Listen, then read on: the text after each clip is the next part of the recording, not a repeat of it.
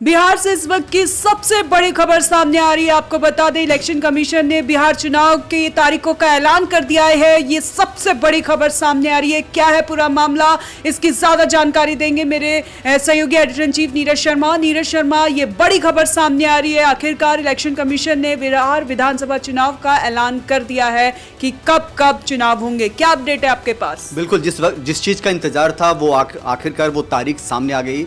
बिहार में 2 चरणों में चुनाव होने जा रहे हैं और लंबे समय के बाद ये पहला मौका होगा जब पूरे बिहार में 2 चरण में चुनाव होंगे। पहला चरण 6 नवंबर का है जब पहली दौर की वोटिंग होगी, और दूसरा चरण जो है 11 नवंबर की वो तारीख है जब दूसरे दौर की वोटिंग होगी। यानी कि ठीक 5 दिन के बाद बिहार में दूसरे चरण के वोटिंग की जाएगी। और जो नतीजों की बात करें साक्षी, तो वो नतीजों की जो तारीख है वो 14 नवंबर की तारीख तय की गई है। मतलब कि दोनों चरणों की वोटिंग के ठीक 3 दिन के बाद जो 14 नवंबर की तारीख है वो बिहार में इस बात को तय करेगा कि अगला मुख्यमंत्री कौन होगा। जनता जो जनमत देगी उसका फैसला 14 नवंबर को होगा। बिहार की 243 विधानसभा सीटों के लिए हम आपको बता दें कि पहले चरण में जो 6 नवंबर को जो वोटिंग होगी उसमें 121 विधानसभा सीटों पर वोट डाले जाएंगे, और वहीं 11 नवंबर को जो वोटिंग होगी उसमें 122 विधानसभा सीटों पर वोट डाले जाएंगे। इस तरीके से 2 चरणों में 243 विधानसभा की जो सीटें हैं बिहार में, उन सब पर वोट डाले जाएंगे। ये बड़ा मौका है पूरे बिहार के लिए। अब से थोड़ी देर पहले जो chief election commissioner Gyanesh Kumar ने उन्होंने बाकायदा प्रेस कॉन्फ्रेंस की, और इस प्रेस कॉन्फ्रेंस के दौरान उन्होंने बिहार में चुनाव की तारीखों का ऐलान किया। आपको बता दें साक्षी कि लंबे समय के बाद ये मौका है जो बिहार में 2 चरणों में वोटिंग की जाएगी। तो कहीं ना कहीं बड़ा संदेश चुनाव आयोग की ओर से भी दिया जा रहा है कि पूरे बिहार को एक साथ एक मापदंड पर तौलने की जरूरत है। 6 नवंबर वो तारीख जब 121 विधानसभा सीटों पर वोट डाले जाएंगे, 11 नवंबर वो तारीख जब 122 विधानसभा सीटों पर वोट डाले जाएंगे, और 14 नवंबर वो तारीख जब नतीजे सामने आएंगे। सर, सबसे बड़ा सवाल ये कि आखिर इलेक्शन कमीशन ने ऐसा क्यों सोचा कि बिहार में 2 चरणों में मतदान होने चाहिए? क्या वजह है इसकी? देखिए, बिहार बदल रहा है। एक नैरेटिव था जंगल राज का। उस जंगल राज से जब नीतीश कुमार सामने आए तो सुशासन बाबू का तमगा उनको दिया गया। लोग आमतौर पर उनको सुशासन बाबू, सुशासन की सरकार कहा गया उनकी सरकार को। 2005 के बाद से लगातार नीतीश कुमार लगभग बिहार के मुख्यमंत्री हैं, और बीते 20 साल में 25 सालों में बहुत कुछ बिहार में बदला है। 2020 में जब विधानसभा का चुनाव हुआ था तब जो है यह 3 चरणों में हुआ था।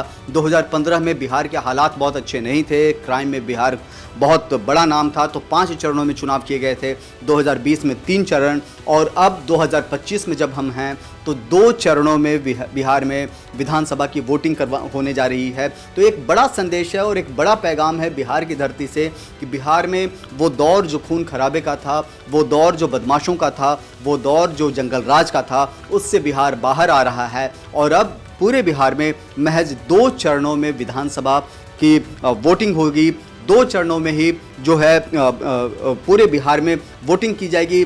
जनता अपना जनमत देगी, और 14 जो नवंबर है, जो आमतौर पर बाल दिवस के तौर पर मनाया जाता है, उस तारीख को बिहार में नतीजे घोषित होंगे, और वही वो तारीख होगी जब तय होगा कि बिहार में अगला मुख्यमंत्री कौन होगा। क्या महागठबंधन की सरकार बनेगी या फिर से एनडीए का दौर देखने को मिलेगा? जी सर, देखिए, इलेक्शन की डेट आ चुकी है, नतीजे कब आएंगे इसकी भी डेट आ चुकी है, लेकिन सबसे बड़ा सवाल ये है कि आखिर बिहार की जनता किसको प्यार देती है, किसको बिहार की कमान सौंपती है। देखिए किस तरह से हमने देखा कि पूरी रैली में नीतीश कुमार जो है कितने पूरे जोश के साथ दिखे। पीएम मोदी ने भी कोई कोर कसर नहीं छोड़ी बिहार पहुंचने में, और आपने देखा कि महागठबंधन भी लगातार वोट चोरी के आरोप लगाता रहा, पूरी रैली निकाली राहुल गांधी के साथ। आपको क्या लगता है इस बार बिहार की जनता किसको मौका देगी? देखिए, बड़ा मुश्किल है कहना। अभी सुशासन बाबू का वो दौर अभी भी है, और वो जंगल राज की यादें भी बहुत लोगों को है। तो जो बिहार में परिवर्तन तो है, क्योंकि लगभग 20 साल हो गए हैं नीतीश कुमार लगातार लगभग मुख्यमंत्री हैं। बीच के समय जीतन राम मांझी को छोड़ दिया जाए तो लगभग नीतीश कुमार लगातार बिहार के मुख्यमंत्री हैं। इस बीच में एक दौर ऐसा भी आया जब 1-1.5 साल के लिए सीएम नीतीश जो हैं महागठबंधन के साथ जुड़ गए, तेजस्वी के सपोर्ट से सरकार बनाने में कामयाब रहे। लेकिन अगर उस चीज़ को छोड़ दे तो बाकी ओवरऑल नीतीश कुमार जो हैं एनडीए के साथ ही, यानी कि भारतीय जनता पार्टी के साथ ही सरकार बनाने में कामयाब रहे हैं। अब सवाल इस बात का है कि जनता इस बार किसको चुनती है, तो वो जनता ही अपना जनमत देगी, जनता ही बताएगी कि वो अब की बार किसकी सरकार। लेकिन जिस तरीके से बीते 6-7 महीनों में हमने नीतीश की जो कार्यप्रणाली देखी है वो बहुत काबिले तारीफ कहा जा सकता है। उन्होंने हर वर्ग को साधने की कोशिश की, चाहे बुजुर्ग हो, चाहे किसान हो, चाहे महिला हो, चाहे युवा हो, हर किसी को कुछ न कुछ देने की कोशिश की है। अगर हम बात करें, किसी की मानदेय बढ़ाई गई, किसी की सैलरी बढ़ाई गई, वेतन बढ़ाया गया, और वेतन तो छोड़िए, अगर सैलरी की बात हम करें वो छोड़िए, जो पेंशन की जो राशि है वो भी बढ़ाया गया। वृद्धा पेंशन की बात करें या विधवा पेंशन की बात करें, हर जगह पेंशन में भी बढ़ोतरी की गई है। तो नीतीश ने एक बड़ी कोशिश की है, पिटारा खोला, खजाना खोला। चूँकि बिहार का ये चुनाव इस बार बेहद दिलचस्प रहने वाला है, तो उनकी कोशिश इस बात की थी कि हर किसी को साधा जाए। लेकिन सबसे बड़ा सवाल साक्षी अभी भी बना हुआ है कि क्या एनडीए के भीतर भी नीतीश कुमार की उपस्थिति देखने को मिलेगी?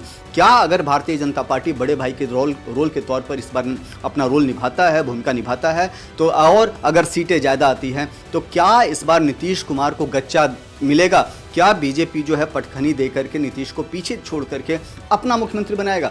अभी ये बातें हवा में हैं, अभी कुछ भी कहना इस पर बहुत जल्दबाजी होगी, क्योंकि भारतीय जनता पार्टी के जो बड़े नेता हैं, इवन केंद्रीय गृह मंत्री अमित शाह ने भी इस बात का ऐलान किया है कि चुनाव के बाद भी नीतीश कुमार ही मुख्यमंत्री होंगे। लेकिन सबसे बड़ा सवाल है कि क्या नीतीश के नाम पर इस बार भी वोट मिलेगा या नहीं, वो जनता बताएगी, और इसका फैसला 14 नवंबर को हो जाएगा। बहुत बहुत धन्यवाद आपका। बिहार से बहुत बड़ी खबर आपको बता दें, विधानसभा चुनाव की तारीखों का ऐलान हो गया है, नतीजे कब आएंगे ये भी ऐलान हो गया, लेकिन अब देखना ये होगा बिहार की जनता किसको बिहार की कमान सौंपती है। पल पल की खबर आप तक पहुंचाते रहेंगे, आप बने रहें हमारे साथ और देखते रहें one nation one group news.